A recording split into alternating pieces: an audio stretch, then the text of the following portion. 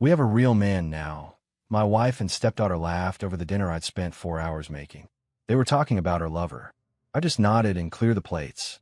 3 days later, they came home to an empty house, and $127,000 vanished from the college fund I'd built for 18 years. But who I gave it to? That's what made them call me 46 times that first night. They never stopped calling. I never answered. My name is Kenneth Wade. I'm 46 years old, manufacturing supervisor at Apex Industrial in Fort Wayne, Indiana. I've been married to Brenda for 18 years and raised her daughter Brittany since she was 2. Her real father, Raymond Cruz, disappeared into a bottle before she could walk. I became dad. I knew about Lance Hartman for 7 months. Corporate sales manager. Too much hair gel. Drove a leased BMW. I'd seen the texts, the hotel charges, the way Brenda started coming home smelling like cologne that wasn't mine. But I didn't confront her. I just started preparing. That Tuesday, I set 3 plates in our dining room. Made pot roast with red wine reduction, garlic mashed potatoes, roasted Brussels sprouts. The works. Brenda walked in with her yoga mat, barely glancing at the food. Brittany came down on her phone, 20 years old and in her junior year at Indiana State. I've been saving for her college since she was 12. Had $127,000 in that fund. We sat. I served the plates. Then Brenda started. Lance closed another major contract today, she said, cutting into her pot roast. 6 figures. I nodded, chewing slowly. He's taking the team to that new steakhouse Friday, she continued. The one with the private wine cellar. Brittany looked up from her phone, grinning. That place is amazing. Lance took us there last month. Remember, Mom? Us. They weren't even hiding it anymore. Lance says I should apply for an internship at his company. Brittany added. He put in a good word. I set down my fork. You already have an internship lined up. She shrugged. That's just filing papers, Dad. Lance's company does real work. Brenda leaned back with her wine glass. Lance really knows how to treat people right. Takes initiative. Doesn't just clock in and clock out. Some of us have real jobs, I said evenly. She laughed. Sharp. Kenneth, you stand on a factory floor telling people to push buttons. Lance builds things. Brittany snickered. Brenda leaned forward, eyes bright with wine. We have a real man now. Brittany burst out laughing. Full-throated, head-back laughter. I didn't flip the table. Didn't raise my voice. I just nodded. Good to know. I stood up, picked up their plates, and walked them to the kitchen. Scraped the pot, roast into the garbage disposal. Behind me, they were still giggling. I dried my hands on the dish towel, looked out at the yard I'd built, the deck I'd stained every summer. That was the moment I stopped pretending I didn't know everything. I walked upstairs and opened the closet in the guest room, pulled out the folder I'd been building for 7 months. Bank statements, legal documents, account transfers. Tomorrow, everything would change. But tonight, I let them laugh. I woke up at 4:30 a.m. Wednesday morning. Old habit from 20 years of early shifts. Brenda was still asleep, turned away from me like she'd been doing for months. I got dressed in the dark, grabbed my thermos, and headed to the kitchen. The house was quiet. I made coffee and sat at the table where they'd laughed at me 12 hours ago. Pulled out my phone and opened the Notes app. I'd been keeping a detailed list. Every step planned out, like a production schedule. First call went to Dave Mitchell, my old Army buddy, who ran a small moving company out of Elkhart. He answered on the second ring. Kenny, it's 4:45 in the morning, Dave said, voice rough with sleep. Need a truck Saturday morning, I said. Early. 6 a.m. He was quiet for a second. This about Brenda? Yeah. I'll be there, he said. No questions asked. That's what 20 years of friendship gets you. Second call went to my attorney, Patricia Vance. Left her a voicemail asking her to prepare the final documents. She'd been handling everything quietly for 3 months.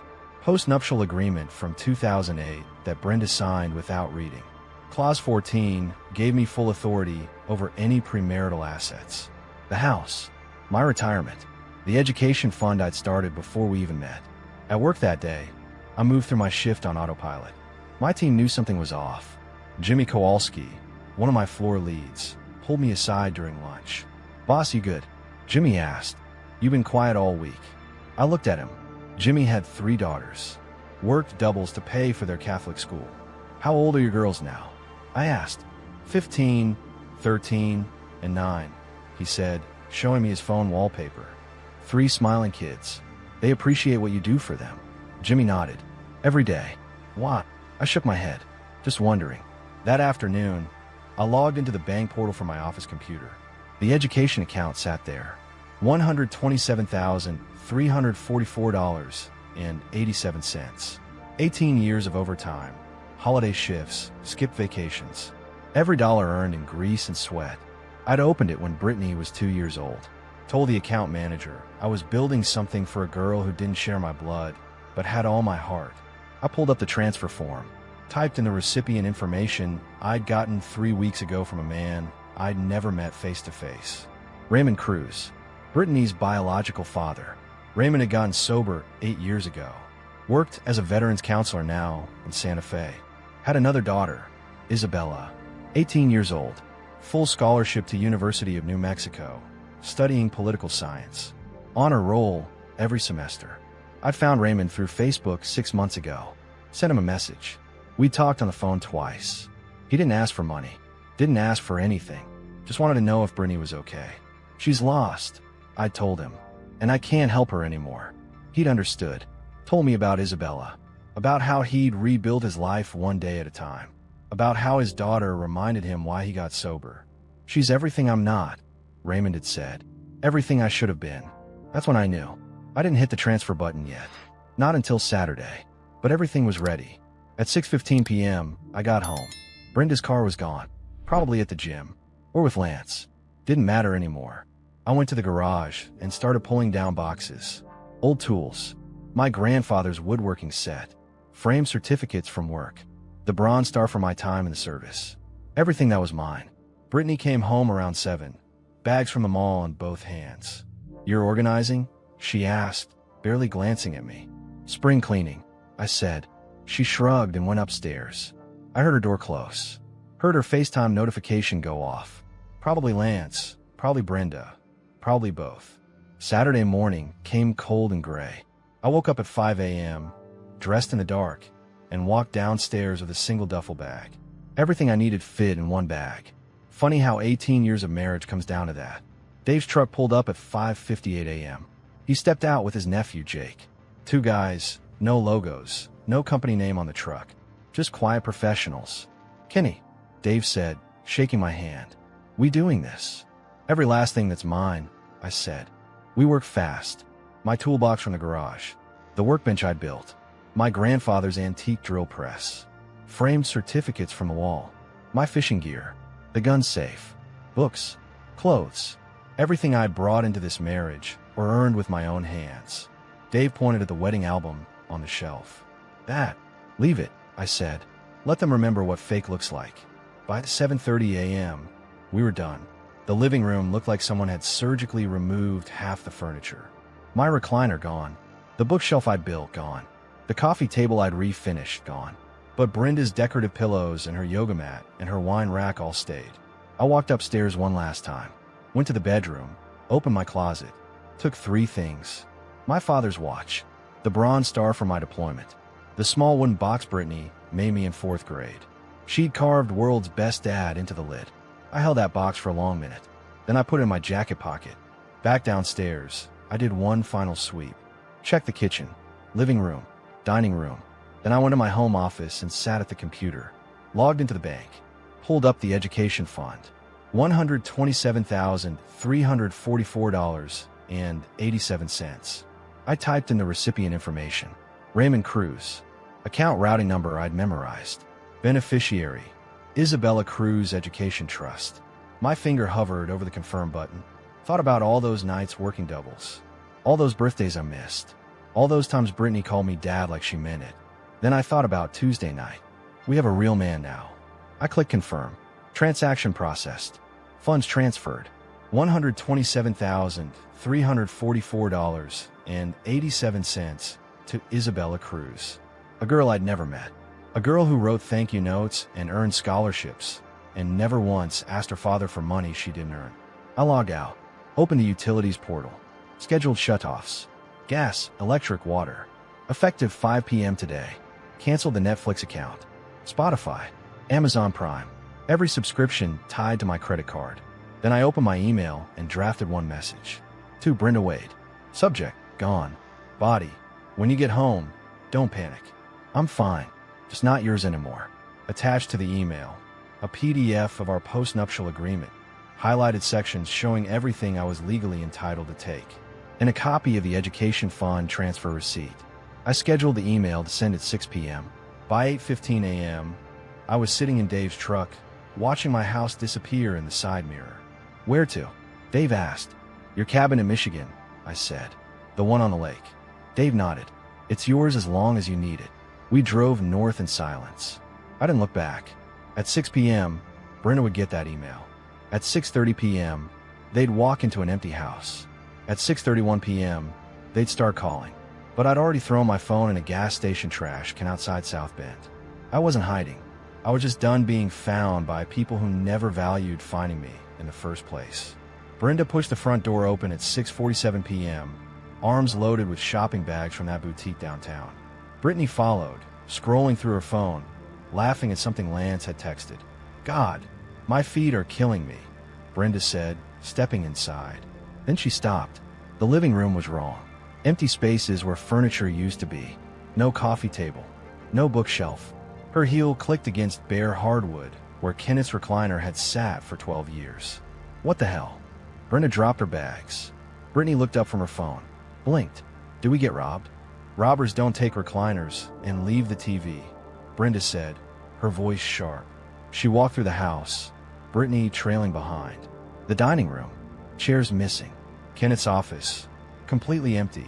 Just a desk with disconnected cables. The garage. His tools gone, his workbench gone. Empty hooks where his fishing rods used to hang.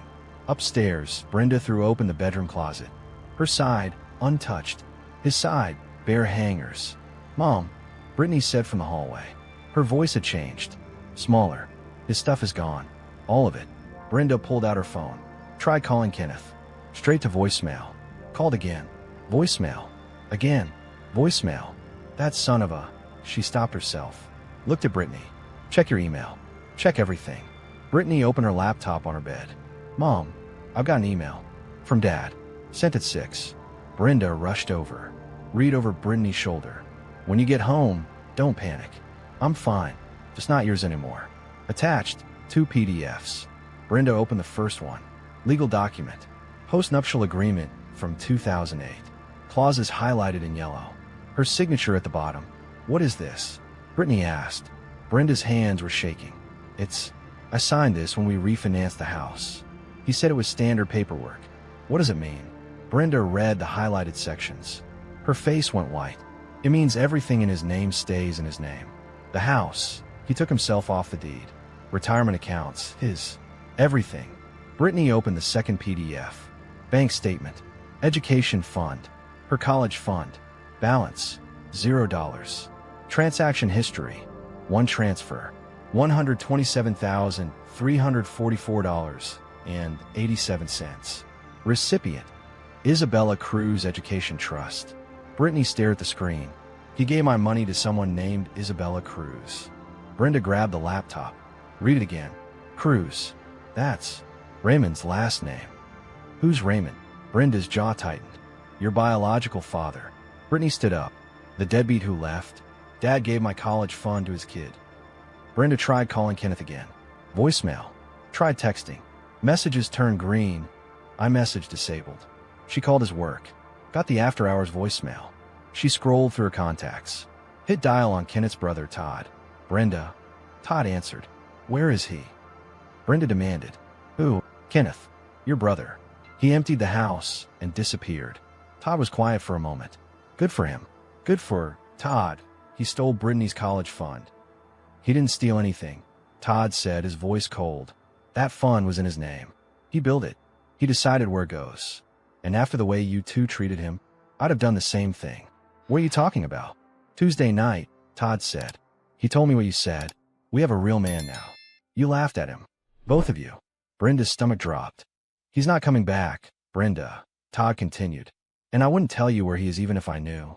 You want a real man? You got one. A real man doesn't stay where he's not wanted. The line went dead. Brittany sat on her bed, staring at her laptop. At the name, Isabella Cruz. At the number $344.87. Mom, she whispered. What do we do? Brenda stood there, phone in hand, in a house that suddenly felt too big and too empty. She tried calling Kenneth one more time. Voicemail. He wasn't just gone. He'd erased himself, and they were left standing in the echo. Brenda didn't sleep that night. She sat in the dark living room with her phone, calling Kenneth's number every 20 minutes. Same message. No longer in service. By 3 a.m., she called 47 times. Brittany came downstairs around dawn, eyes red. Did you reach him? No, Brenda said. Her voice was hoarse. We need to find Raymond, Brittany said. If Dad gave him my money, he has to give it back. Brenda pulled out her laptop, started searching. Raymond Cruz, Santa Fe. Found him in 10 minutes. Veterans Counseling Center. Phone number listed right on the website. She dialed. A man answered on the second ring. Cruz, he said. Voice steady calm. This is Brenda Wade, she said. You need to return the money Kenneth sent you. Silence. Then, you must be Brittany's mother. That money is for my daughter's education. It doesn't belong to you. Raymond sighed. It doesn't belong to me. It belongs to my daughter, Isabella. Kenneth made that choice. I didn't ask for it. I don't care what arrangement you had with my husband. Brenda snapped. That fund was for Brittany. Was it? Raymond asked. Or was it Kenneth's money that he saved for a girl who treated him like he wasn't good enough? Brenda froze. Excuse me. He told me about Tuesday, Raymond said quietly. About dinner. About what you both said. We have a real man now. Those were the words, right? Brenda's throat tightened. Brittany was listening, eyes wide. Kenneth spent 18 years raising a daughter who wasn't his, Raymond continued. Worked doubles, missed holidays, built that fund dollar by dollar. And you thanked him by laughing in his face. You don't know anything about our marriage, Brenda said. I know you had an affair, Raymond said. I know Brittany knew about it and said nothing. I know Kenneth found out 7 months ago and stayed quiet. Started planning. That's what real men do, Brenda. They don't yell. They act. You're her father, Brenda said, voice shaking. Tell her to give the money back. I'm not her father, Raymond said. I'm the guy who abandoned her when she was 6 months old. Kenneth was her father. He earned that title, but you both made it clear he didn't measure up anymore. We didn't mean. Yes, you did, Raymond interrupted. And Isabella? She's never had anything handed to her. Works 2 jobs, maintains a 3.8 GPA, writes thank you notes to her professors. That money will change her life.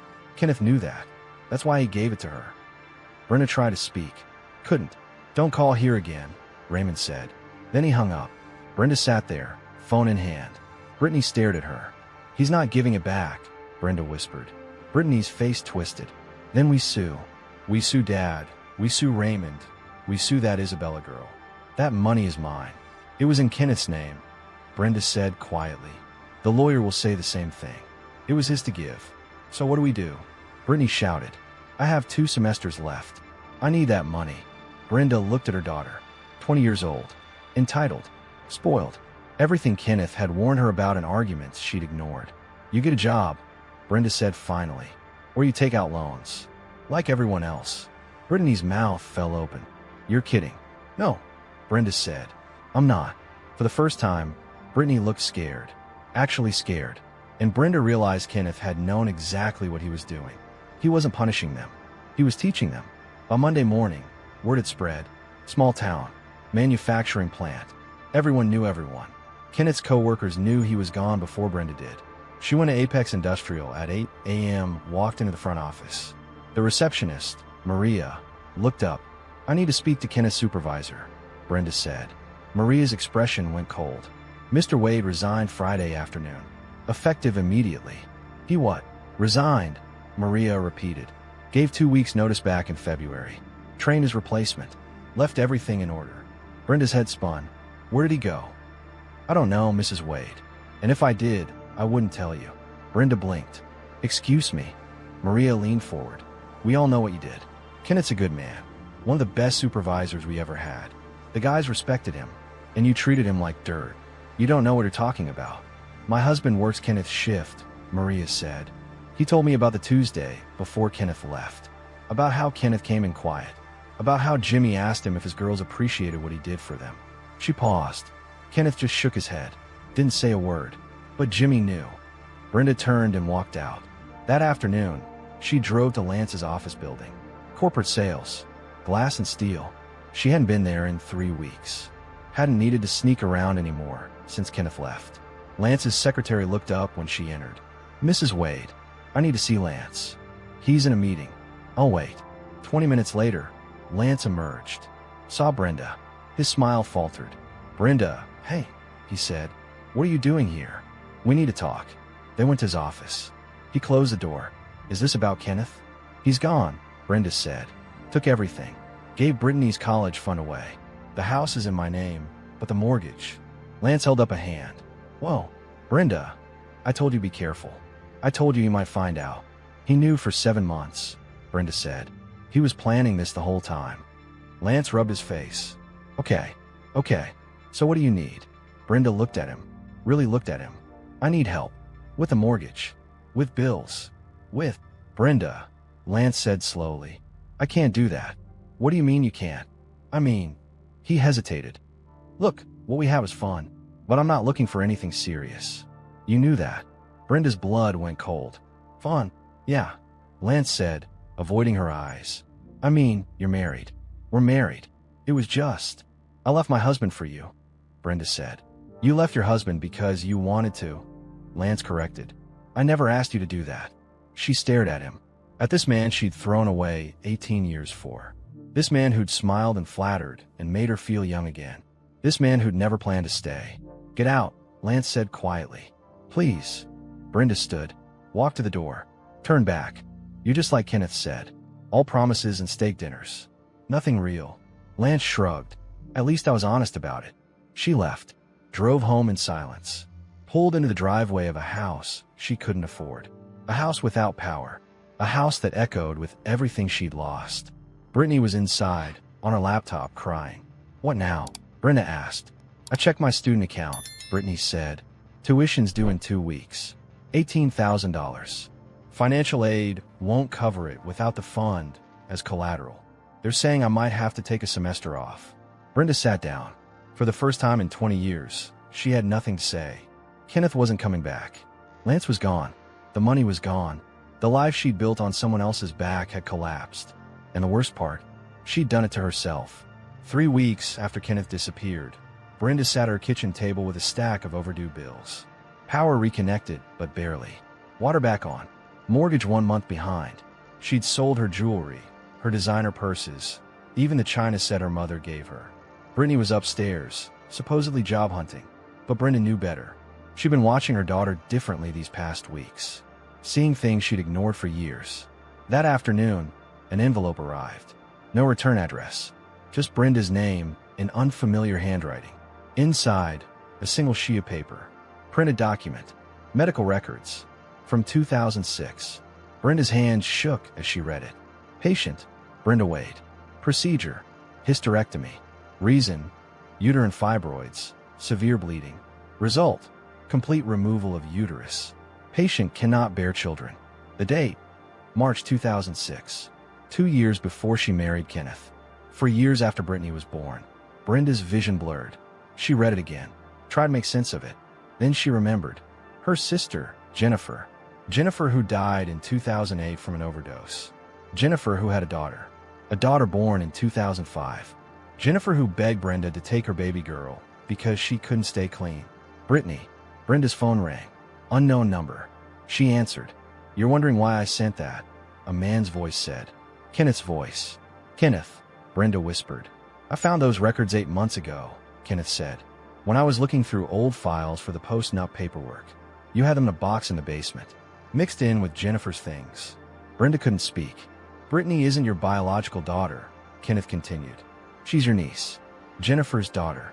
You took her when she was 6 months old. Never told me. Never told Brittany. Just let everyone believe she was yours." "I was protecting her," Brenda said. "Jennifer was a mess. I gave Brittany a stable home." "You gave her lies," Kenneth said. "And Raymond Cruz? He's not her biological father either, is he?" Brenda closed her eyes. "No. Who is?" "I don't know," Brenda whispered. Jennifer didn't know. Some guy at a bar. Kenneth was silent for a long moment. "So, I raised a daughter who had no blood connection to either of us. And you never thought I deserved to know the truth. I thought it didn't matter. You loved her anyway. I did, Kenneth said. But she needed to know where she came from. She needed to know that her mother died trying to get clean, that her mother asked you to save her. Maybe then she wouldn't have grown up so entitled. So cruel. Brenda's throat burned. Why are you telling me this now? Because Isabella Cruz is Raymond's real daughter, Kenneth said. From a relationship after he got sober. A daughter he earned the right to raise by becoming a better man. And that's where the money went. To a girl who came from genuine redemption, not from lies. Kenneth, please, Brenda said. We need you. I need you. No, he said quietly. You need my paycheck. There's a difference. That's not true. I love you. You love what I provided, Kenneth corrected. There's a difference there too. He paused. Tell Brittany the truth. She deserves that much. Tell her about Jennifer. Tell her about where she really came from. Maybe it'll help her understand why I left. Kenneth, wait. The line went dead. Brenda sat there, staring at the medical records. At 19 years of lies written in clinical language. Upstairs, she heard Brittany's door open. Footsteps on the stairs.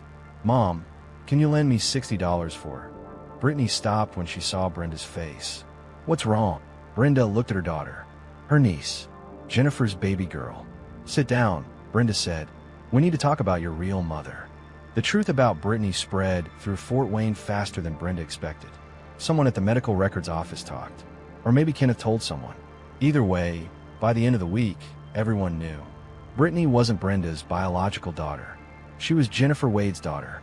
Jennifer, the sister who died from a drug overdose. Jennifer, who everyone remembered as the troubled one.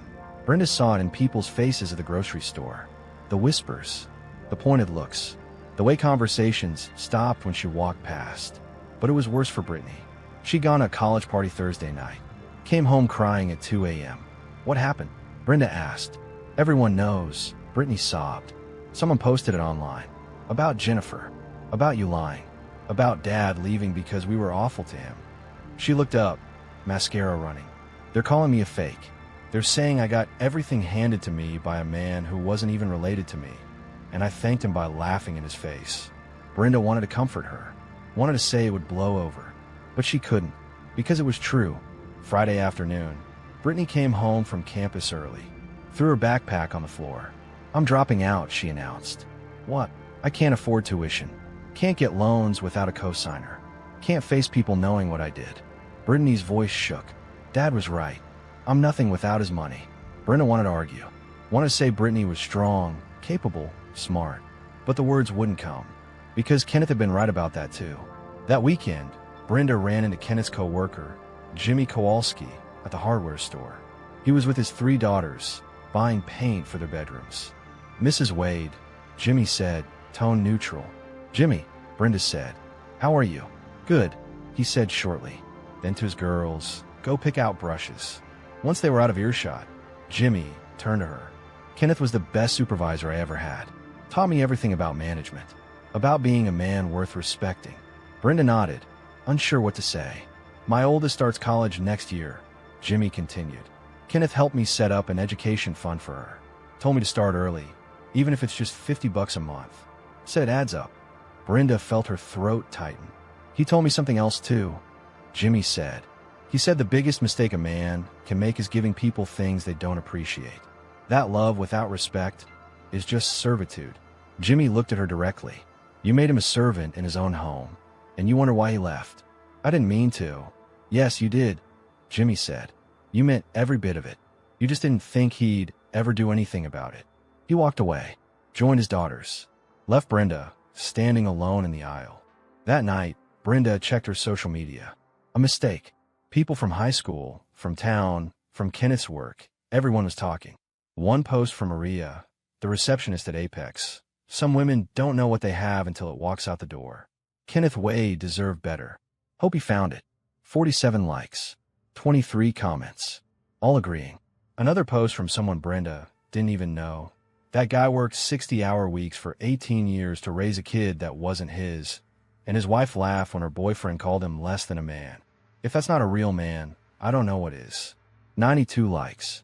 Brenda closed her laptop, looked around her dark house, at the empty spaces where Kenneth's furniture used to be, at the bills she couldn't pay, at the daughter upstairs who just quit college. She'd wanted a real man. She'd said so at dinner that night. The cruelest part? She'd had one all along. She just hadn't known it until he proved it by walking away. 2 months after Kenneth left, Brenda received a letter.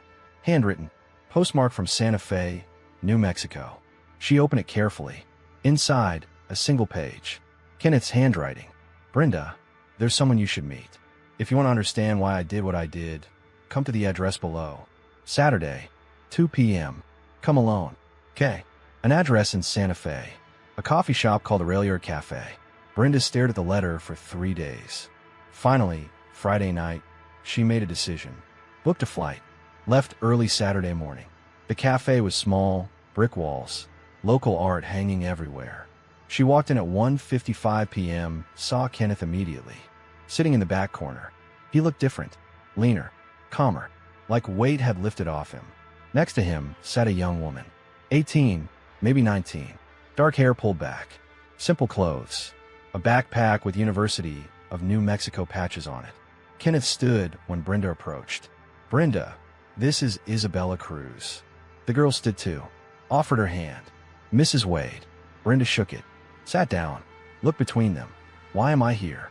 Because you need to see what your money became, Kenneth said. Isabella pulled a folder from her backpack. Opened it. I'm a sophomore at UNM. Political science major. I want to be a civil rights attorney. She showed Brenda a transcript. All A's. 1B+. I worked 20 hours a week at the campus library. Before Mr. Wade's gift, I was working 40 and barely keeping up. Brenda looked at the grades, at the dean's list certificate, at the scholarship letters. I didn't ask for the money, Isabella continued. My dad called me 2 months ago, told me what happened, told me about you and Brittany, about what you said to Mr. Wade. She paused. I wanted to refuse it. Felt wrong taking something that wasn't meant for me. But I asked her not to, Kenneth said. Because this money represents something. It represents 18 years of work, of sacrifice. And I wanted to go to someone who understood what sacrifice means. Isabella pulled out another paper. A handwritten letter. This is what I sent Mr. Wade after I found out. Brenda took it. Read it. Mr. Wade, I don't know how to thank you for what you've done. My whole life, I watched my dad fight to be better, to stay sober, to be worthy of a second chance. He taught me that nothing worth having comes easy. That respect is earned. Your gift means I can focus on becoming the attorney my community needs. I won't waste it. I promise. Isabella. Brenda's hand shook. She sent me updates every month, Kenneth said. Her grades. Her volunteer work. She's tutoring kids at the Boys and Girls Club. She's interning at a legal aid office. She's everything I hoped Brittany would be. Brenda looked at Isabella. At this girl who'd worked for everything. Who appreciated everything. Who'd never had anything handed to her. I'm sorry, Brenda whispered. I'm sorry for what we did. For what we said. Kenneth nodded. I know you are. But sorry doesn't change anything. It just means you finally understand what you lost. Isabella stood. I should go. I have a study group at 3. She looked at Brenda. Mrs. Wade, I hope Brittany figures things out. I really do. Nobody deserves to lose everything. She paused. But I'm grateful Mr. Wade chose to invest in someone who won't take it for granted. She left. Brenda watched her go. She's remarkable, Brenda said quietly. She is, Kenneth agreed. And you know the best part? She reminds me why I started that fund in the first place. Not for status, not for obligation, but because I wanted to help someone build a future. He stood. I found that person. Just wasn't the one I expected. Are you happy? Brenda asked. Kenneth considered it. Getting there. Got a new job. New life. People who respect what I bring to the table. He looked at her. I'm not angry anymore. Just done. Will I ever see you again? Probably not, Kenneth said. But I don't hate you, Brenda. I just don't love you anymore. There's a difference. He walked out. Left Brenda sitting alone in a coffee shop 1,000 miles from home, finally understanding what a real man looked like. He looked like someone who walked away with his dignity intact. 8 months later, Brenda sold a house. Couldn't afford it. Moved into a 2-bedroom apartment on the east side of Fort Wayne. Got a job as a receptionist at a dental office. 40 hours a week. $15 an hour. Barely enough. Brittany never went back to college. Worked at a retail store in Indianapolis. They talk once a week. Surface conversations. Neither mentioned Kenneth unless they had to. Lance had moved to Chicago. blocked Brenda on everything. She'd heard through mutual friends he was engaged to someone younger, someone without baggage. One Saturday in November, Brenda got a message on Facebook from Raymond Cruz. "Thought you should see this." Attached, a photo. Kenneth and Raymond standing together at some outdoor event, both smiling. In the background, Isabella in a cap and gown, holding a certificate. The caption, "Isabella graduated summa cum laude. Full scholarship to Georgetown Law. Couldn't be prouder. Thanks to Kenneth Wade for making this possible." 300 likes, 70 comments, all congratulatory. Brenda stared at the photo, at Kenneth's face. He looked genuinely happy, proud, like a father watching his daughter succeed. She thought about Brittany, working retail, living paycheck to paycheck, still blaming everyone but herself. Brenda closed her laptop, looked around her small apartment, at the life she'd built from the ruins of her mistakes. She wanted a real man. Had thrown away 18 years because she thought she'd found one in Lance. A man with a nice car and smooth words and empty promises. Kenneth had been a real man all along. He'd just proven it in a way she never expected. Not by fighting, not by yelling, not by begging her to stay, but by walking away, by giving his love and his money to someone who'd earned it, by building a new life that didn't include people who'd made him feel small. That was strength. That was dignity. That was everything she'd been too blind to see. Brenda picked up her phone, typed out a message to Kenneth's old number. Knew it wouldn't go through. Sent it anyway. "I finally understand. You were enough. You were always enough. I just couldn't see it until you were gone. I hope you're happy. You deserve to be." Message failed to deliver. She set down her phone, went to her window, looked out at the parking lot, at her 10-year-old sedan, at the ordinary life she now lived. Kenneth was in New Mexico, building pipelines or managing teams, or whatever he did now, living with people who valued him, watching Isabella succeed, creating a family built on respect instead of obligation. And Brenda was here, alone, working for minimum wage, living with the consequences of treating a good man like he was disposable. She learned something, though. Learned it too late, but learned it nonetheless. Real men don't need to announce themselves, don't need to perform or prove or compete. They just show up, do the work, love without conditions, until you give them a reason to stop. Kenneth Wade had been a real man for 18 years. Brenda just hadn't recognized him until he stopped being hers.